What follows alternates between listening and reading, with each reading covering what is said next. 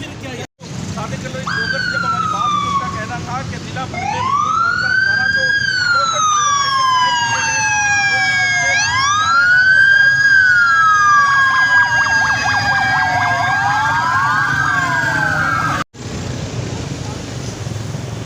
उधर ही खड़ा हो जाता है।